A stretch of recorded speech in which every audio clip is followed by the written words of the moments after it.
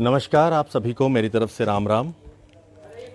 आप लोग जेके मीडिया देख रहे हैं और आशा करता हूँ कि सब लोग ठीक हैं, खुश हैं। खुश होना इसलिए बड़ा ज़रूरी है क्योंकि ये जो सबसे बड़ी समस्या इस टाइम बनी है ना, इससे लड़ने का सबसे बड़ा एक हमारे पास जो हथियार है, जिसे हम वेपन कहते हैं, गन, वो ये है कि हमें खुश रहना है। जितना हम लोग मायूस होंगे, उदास होंगे, हम इस बीमारी से लड़ नहीं सकते।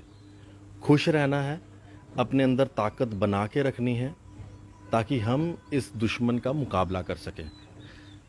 कोई भी फौज अपने दुश्मन से तभी लड़ सकती है जब फौज ताकतवर हो, खुश हो, निडर हो और उनका दृढ़ संकल्प हो। वही चीज़ हमें इस समय कोरोना के समय भी करनी है। खबर यह है कि जम्मू के अंदर पहला ब्लैक फंगस का केस डिटेक्ट हुआ है। मैं ये खबर आपको पूरे तफसील से बता दूं। ये जो पहला मामला जम्मू के अंदर आया है, ये शख्स की उम्र 40 साल है। व्यक्ति की जो अब कंडीशन है वो ठीक है, इसलिए घबराने की ज़रूरत नहीं है। लेकिन ये एक अलार्मिंग सिचुएशन भी हम इसको कह सकते हैं, क्योंकि कई स्टेट्स में ब्लैक फंगस के काफ़ी सारे केसेस आने के बाद इस चीज़ में खास ध्यान दिया जा रहा है कि ब्लैक फंगस के साथ किस तरह से निपटना है। अगर जम्मू कश्मीर के जम्मू के अंदर, वो भी जीएमसी हॉस्पिटल में, पहला केस ऐसा आता है तो ये हमारे लिए एक चैलेंज भी बन जाता है, क्योंकि ऑलरेडी सेकेंड वेव में क्या हालत हुई है हमारी वो आप जानते हैं। और धन्यवाद करेंगे इस एडमिनिस्ट्रेशन का जिन्होंने सेकेंड वेव में हमारी काफ़ी सेवा की। अब दिक्कत यह है कि थर्ड वेव के लिए भी कमेटी का गठन हुआ है। काम कर रही है या नहीं कर रही है वो मुझे नहीं पता, लेकिन गठन हुआ है कागज़ों में। अब उसके साथ साथ जो सबसे बड़ी समस्या एक और सिर पर आके खड़ी हो गई है, वो है ये ब्लैक फंगस की समस्या।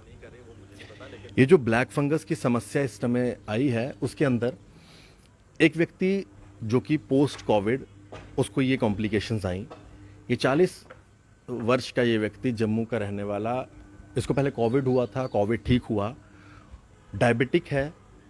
बाद में इसको कुछ कंजेशन वगैरह चेस्ट में आई। इन्होंने फिर से अपना सीटी स्कैन और बाकी सारी चीज़ें करवाई जो भी मेडिकली कहा गया था।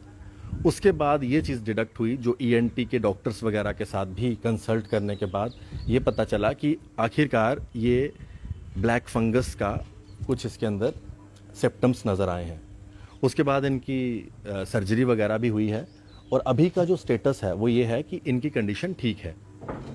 इतनी ज़्यादा घबराने वाली बात नहीं है, लेकिन घबराने वाली बात यह है कि हमारा सिस्टम ब्लैक फंगस जैसी बीमारी के लिए इस समय तैयार है या नहीं।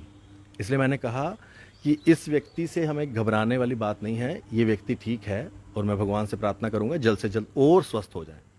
लेकिन घबराने वाली बात यह है कि क्या हमारा एडमिनिस्ट्रेशन, जो सेकेंड वेव भी नहीं संभाल पाया, वो ब्लैक फंगस को संभालने के लिए समर्थ है कि नहीं। अगर तो नहीं है तो मैं लेफ्टिनेंट गवर्नर साहब से अपील करता हूं कि वो इस समय इस चीज़ को युद्ध स्तर में लेते हुए जल्द से जल्द इसके ऊपर काम करना शुरू कर दें, क्योंकि अगर ये ब्लैक फंगस के केसेस ज़्यादा बढ़ गए तो हमारे यहाँ पर सिचुएशन ठीक नहीं होगी और उसके अंदर हम परेशानी में पड़ सकते हैं।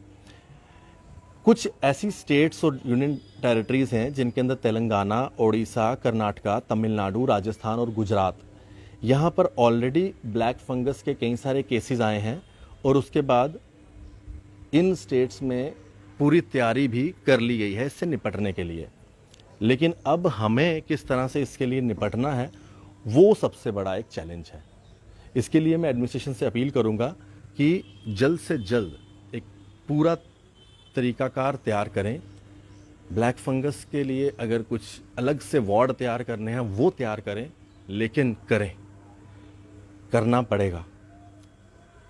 अगर दिन रात लगाकर आप कुछ इमरजेंसी हॉस्पिटल्स तैयार कर रहे हैं, नई बिल्डिंग तैयार हो रही है जीएमसी के अंदर, तो उसके अंदर डबल लेबर लगाएं और उसको जल्द से जल्द तैयार करें। अब वक्त नहीं रहा आपके पास, इसलिए जल्दी करें जितना जल्दी हो सकता है, वरना ये कंडीशन इतनी खतरनाक हो जाएगी कि हम इसको संभाल नहीं पाएंगे।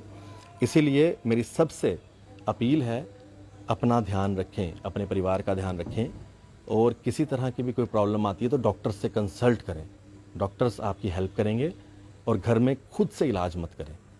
और एक बार फिर से कहूँगा, इलाज भी आपका हो जाएगा, ठीक भी आप हो जाएंगे, लेकिन एक चीज़ जो सबसे बड़ी है वो ये है, अपने अंदर एक जज्बा बनाना है, एक हिम्मत बनानी है, और खुद भी खुश रहना है और अपने मरीज़ को भी खुश रखना है। अगर आपका मरीज़ आपको देख दे के खुद परेशान हो जाएगा कि भाई देखो इनकी क्या हालत हो गई है, तो वो कभी ठीक नहीं हो पाएगा। इसलिए अगर उसको ठीक करना है, खुद भी खुश रहें और अपने मरीज़ को भी खुश रखें। टेलीविज़न देखें, गाने सुनें, वेब सीरीज़ देखें, कॉमेडी मूवीज़ देखें। टीवी चैनल्स उनको मत देखें जो आपको शमशान घाट में जलती हुई चिताएं दिखा रहे हैं, माफ़ कीजिएगा।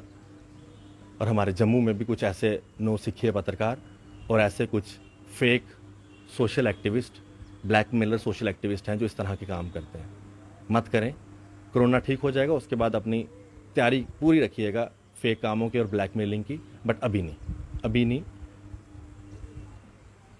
देखते रहें जेके मीडिया। अपना ध्यान रखें, अपने परिवार का ध्यान रखें।